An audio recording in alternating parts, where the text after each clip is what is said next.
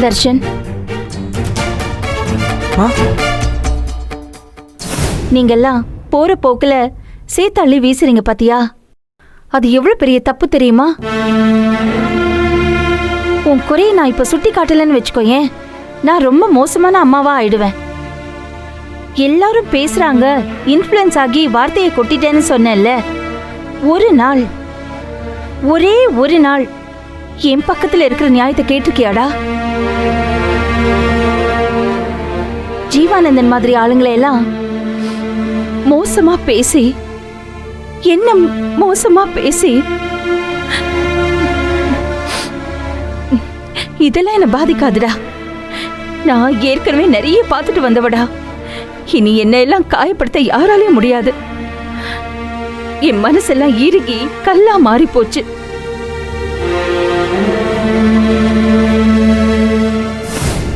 படிச்சு முடிச்சு சாதிக்கணும்னு காத்துட்டு இருந்தவளை கொண்டு வந்து ஒரு குடும்பத்துல போட்டு வீட்டு வேலையை மட்டும் செய்யற ஒரு மிஷின் மாதிரியான ஒரு வாழ்க்கை.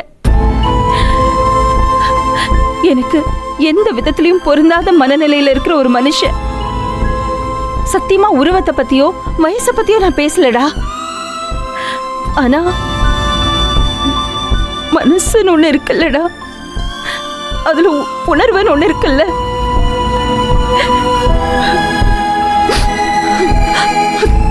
அதுக்கெல்லாம் அந்த வீட்டுல மதிப்பே கிடையாதுடா. நல்லவனை விட பணக்காரன் தான் முக்கியம்னு முடிவெடுத்து என்ன உங்க அப்பாக்கு கட்டி வச்சுட்டாங்க. 20 வருஷத்துக்கு மேல ஆயிடுச்சுடா. அடுப்படையில கடந்து தன்னம்பிக்கை, தன்மானம் எல்லாமே கொலைஞ்சு போச்சு.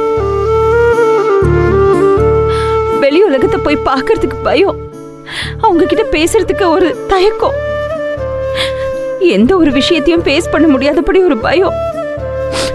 நான் முதல்ல வேலை கேட்ட இன்டர்வியூக்கு போனேன்னா அங்க எல்லாரும் என்ன பார்த்த பார்வை, பேசின பேச்சு, அவங்க அடிச்ச கிண்டல் கேலி எல்லாம் முடியலடா. அதெல்லாம் தாண்டி நான் என்னோட வேலையில ஜெயிச்சு என்னை நம்பி வந்த ஒரு ஆளுக்கு நான் பணம் வாங்கி கொடுத்து செட்டில்மெண்ட் பண்ணி கொடுத்துருக்கேன்டா. எனக்குள்ள அந்த தைரியம் எட்டி பார்த்து சுவாசிக்க ஆரம்பிச்சிருச்சுடா. வெளியில அவ்வளவு செஞ்சேன்னா இந்த வீட்டுக்கு வந்து எதுவுமே பேசாம அமைதியா இருக்கேன்னா அது காரணம் என்ன தெரியுமாடா? பயம் நினைக்கிறியா? இல்லம்மா, சத்தியமா இல்லடா. நம்ம உருவாக்குன அந்த ஜீவன் நம்மளால உடைஞ்சிடக்கூடாதுன்னு உங்களையே யோசிக்கிறதுனால தான்டா எல்லாத்தையும் பொறுத்த போறேன்.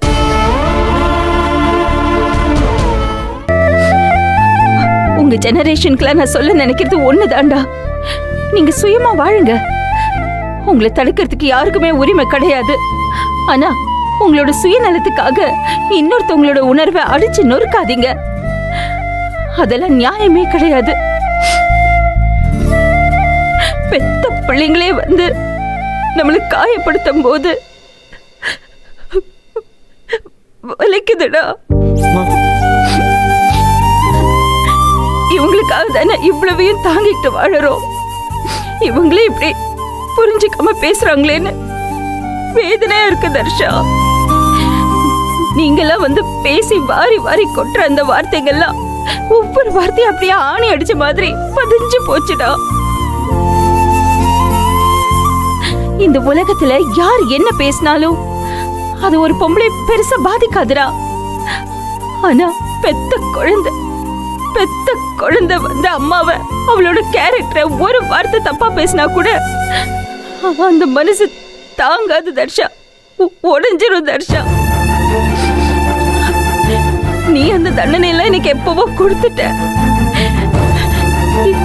இனிமேலாச்சும் தயவு செஞ்சு யார் என்ன சொன்னாலும் நீ எதுவும் சொல்லிடாத. இதுக்கு மேல என்னால முடியாதுடா, தாங்க முடியாதுடா.